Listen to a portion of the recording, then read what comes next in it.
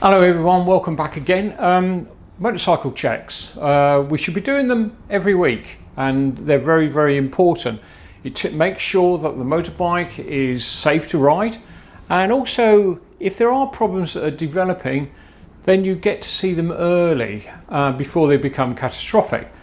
The first thing you have to do though is read your manual. This will tell you everything you need to know about your particular motorbike, where to find things and how to check them. So read the manual. You need to be very methodical on how you do weekly checks, and there are a number of mnemonics that are used to do this. So let's have a look at those to start with. So in the Institute of Advanced Motorcyclists, or IAM, they promote the mnemonic POWDERY, whereas in RoSPA there's a slightly extended version called POWDERSS. In both cases the letters mean pretty much the same thing, except in POWDERY there's an extra Y, but in POWDERSS there's an extra D and two S's. So let's start with IAM and the POWDERY mnemonic. Starting off then with P, have you got enough petrol in the tank for the journey you're planning to do? O, checking all the oils, the engine oil. Then you've got the brake fluid and possibly the clutch fluid as well. Is it water cooled? W, check the water level. D, checking for damage around the bike. Have a walk around and have a look for anything that might be wrong. E is for electrics. Now electrics, be methodical, check the horn, the lights, that's main beam, dip beam, the indicators, and then of course you've got the ignition and the instruments. R is for rubber. Check the tyre tread. Is there any damage to the tyres and are they correctly inflated? And finally Y is yourself. Are you fit to ride? Is your protective clothing all okay? Is everything working? So how does the RoSPA version of POWDERSS differ? Well, you've got the extra D, and D stands for drive. Now that's the chain tension and lubrication, but even on a shaft drive machine like this BMW, that can mean listening out for a bit of a rumble on the shaft drive or any lubricant falling out of the final drive, which could indicate a wheel bearing failure. I've had that. Then there's S for steering. If you move your steering from left to right and you feel this notchiness, that's an indication of the head bearings are failing and need replacing. Finally, suspension, and I've had this one as well. Check your front forks. Is there any oil on the forks? In which case the seals are gone, and possibly the bearings in the front forks as well. Check the rear suspension unit for exactly the same thing, looking for any kind of fluid leak. Okay, so let's start with IAM's POWDERY. P for petrol. So switching on the ignition, you can see my gauge down here and I'm absolutely full. It's brilliant. Okay, so next is O for oil. And what we've got is, first of all, front brake, reservoir. We've got the engine oil down here. We've got the rear brake and oil in behind there. I've also got hydraulic clutch as well. So on the back of the reservoir for the front brake, there's this little spyglass here. There's a little line there, and providing the fluid's above that line, everything's good, which it is. On the clutch reservoir though, you'll see that there isn't any kind of spyglass at all. I've looked in the manual, there's no mention in the manual about how to inspect the fluid level in the clutch, and without actually taking off the cover. And I'm not prepared to keep taking off the cover every week, so I'm going to let that one go on the basis that if the clutch starts to become flaky, then we'll get into it. Okay, getting a little bit lower now, we're looking at the rear brake, which is here, just behind this cover. If I just pop my fingers in there, pull, out it comes. There's my reservoir. So on this reservoir, that's the minimum level there, and that's the maximum there. So if I give this a little shake, you can just see the fluid moving. It's actually on maximum. So to check the engine oil, come down underneath the right hand cylinder, have a look into that hole there, and you will see another little spy hole, and you can see the red circle. Providing the oil level is within the red circle, everything's fine. So that's a big tick, I think. Okay, so for water we're up to W. On the right hand side, look inside the fairing near the fan. If I just zoom in like this, and there's a little spy hole again. You can see the minimum mark. If I give the bike a little bit of a shake, you can see the water inside. Coolant is good. Okay, so we're up to D now, and D is for damage. So we're going to just do a gentle walk round, looking for anything obvious as we go, looking at the side panels, looking at the exhaust system. Nothing obvious. Coming round. Top box all looks good. On this side, exactly the same thing. Finishing up with the walk round. Well, I have to admit that I would have been very upset if I found some damage, but I think that's all good. Okay, so let's move on to E, which is electrics. We're going to start by starting up the bike to see whether it starts okay. Nice dial movements. Got an engine warning light there. Let's just see if that goes out. Exclamation mark on the other side went out. Engine warning light has now gone out as well. This is ABS and starting. So at this point I should be able to start the engine. So I'm going to switch on, give it a little kick.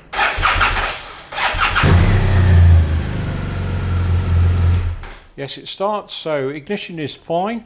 I've got a few different controls here. One is changing mode, which I don't know whether you can see down there. I go on to rain and I'm back to road. That's working fine. Central locking, yes, you can hear it clicking. I'm also seeing down here a service warning light. Yes, the bike needs an oil change. If I switch off the central locking, you saw that little symbol has also changed down there. So far so good. The right hand side is all working fine. Let's move over to the left hand side now. Going to start with the horn. Yes, it's working. Left indicator, got an indicator on the dash. Checking round, yes, front indicator's working, back indicator is working. Also see that my back light is also working. Switching the other way, right indicator, indicator on the dash. Right indicator at the front working, back indicator on the right is working. Right, cancel indicators. Not so worried about the screen, but it is working. So let's just cancel that out. Screen though goes up, comes down. This is just simply switching off the auto on the lights and indicator shows up there. Hazard warning lights, hazards are on, got indication on the dash. I've got looking round the front, yes, both indicators are working. Coming round the back, both indicators are working. So cancel hazards, that only leaves me the headlight. So at the moment it's on dip. If I push forward, it's on main, and that works. I can come off back to dip and I can use the flasher as well just by pulling. That is all working. So the only thing that remains is the brake light, and using the front brake and the rear brake pedal. Okay, so using the front handbrake, again, you can put your hands at the back here and just see the reflection, but you can see the brake lights working. Similarly with the foot brake, if I put my hand at the back there, I can see the reflection in my hand as well. So that's all good. Okay, we're nearly getting to the end. Do apologise for the rain. It must be quite noisy. Absolutely pouring down here. Anyway, we're nearly at the end. If you've been following Powdery so far, you know that we're up to R, and R stands for rubber. So the first thing I'm going to do is just have a look around the tyre and look for any obvious signs of damage, particularly to the sidewalls. Then I need to check the air pressure inside the tyre. Now it has been a bit cold, but I have a little trick. I tend to leave a little note underneath my my seat with the tyre pressures. So let's see what we've got on this. It should be 36-ish PSI in the front, and I think that's 2.5 bar. Okay, so just going to press it on, bring it off, and it's actually reading 30. So a little bit down, 6 psi down. This tyre needs pumping up just a little bit more. And the second thing that we need to do, I'm just going to put the cap back on, is to check the tread. Now the legal requirement is that you should have a minimum of 1.6 millimeters of tread over 3/4 of the center part of the tyre. So this is a little meter, I've calibrated it, just going to pop it on, see what I've got, and it's saying 4.3 mil there. So let's just do a second one, 4 mil there. So tyre tread perfectly fine as well, just got to do the back. So I would say rubber, tick. Well, there we are, we're up to the end of Powdery now, and there's only the why left, which is yourself. Are you actually fit to ride? And I'm fine, thank you very much for asking. Yeah, so anyway, Powdery complete really, but you remember in POWDERSS, the RoSPA, there were 3 more letters. There was D and 2 S's, and the D stood for drive.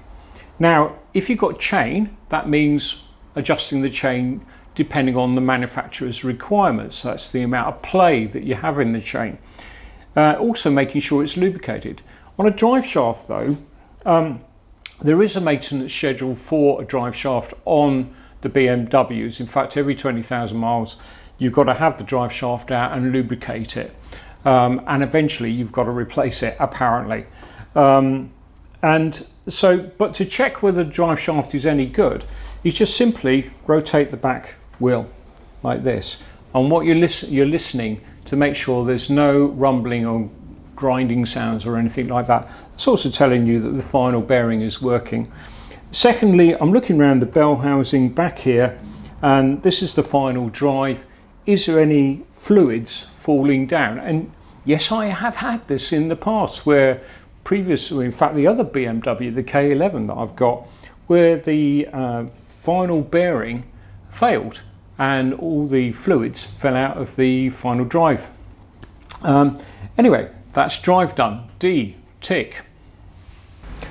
Okay, so the first of the 2 S's is steering, and you want to feel whether there's any notchiness in the bearings, in the head here. And the way to do that is to, if you've got the bike on the center stand, push the bike back so that the front wheel is off the ground, and just move the steering backwards and forwards like this, and it should feel as smooth as silk. If it doesn't, it means the bearings in the top here need to be replaced. So we're up to the final S now for POWDERSS, and that is suspension. And I've got 2 bikes in the garage here, so I thought I'd show you both of them, because this is old technology. The old K1100 dates back 30 years, and this is somewhat newer and very different. So let's start with the K1100 and what to look for. So this is the K1100. It's got very much the traditional forks on it, and they date back 30 years. Yes, these forks have failed, and yes, I've only about a year or so I had to do a complete rebuild on these forks.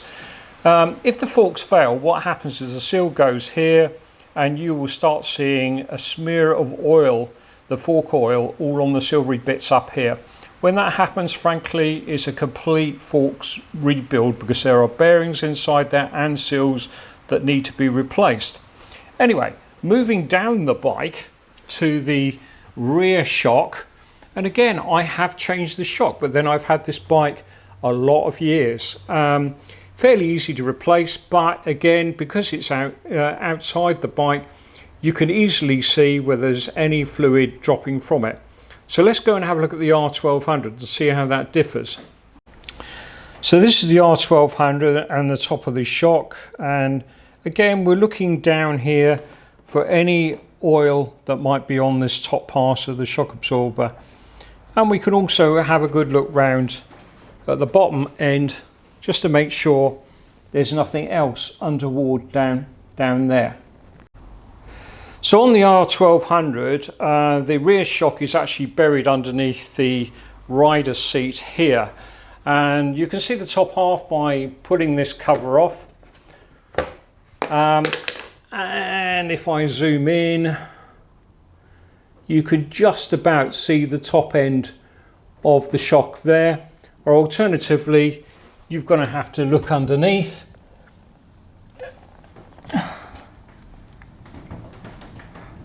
And there's the underside of it as well. Not the easiest to really inspect, but you can see it's fairly dry. I would say that the obvious clue here would be if you started seeing oil underneath the bike, suspect the at this position, suspect the shock absorber is dripping. Well, there we are, the weekly check all finished. If you enjoyed that, give me a thumbs up, leave some comments, maybe think about subscribing as well. I'd be grateful. Whatever rings your bell, powders or powdery, just be methodical in the way you do your weekly bike checks, and you've kind of seen what I do now. They're well worth doing, and you do actually quite often pick up faults, and you get to know your bike a lot better as well, which is always a good thing. Anyway, there we are for now. Catch you on the next one. All the best. Bye for now.